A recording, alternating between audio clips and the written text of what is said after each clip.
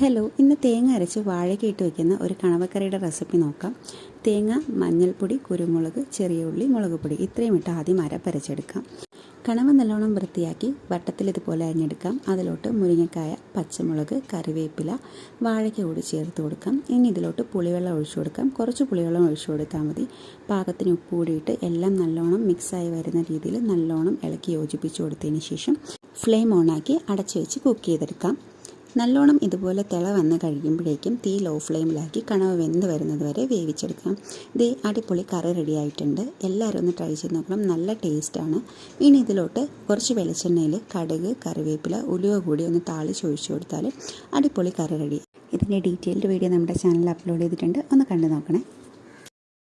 Hello, ഇന്ന് തേങ്ങ അരച്ച് വാഴയ്ക്ക ഇട്ട് വയ്ക്കുന്ന ഒരു കണവക്കറിയുടെ റെസിപ്പി നോക്കാം. തേങ്ങ, മഞ്ഞൾപ്പൊടി, കുരുമുളക്, ചെറിയ ഉള്ളി, മുളക് പൊടി ഇത്രയും ഇട്ട് ആദ്യം അരപ്പരച്ചെടുക്കാം.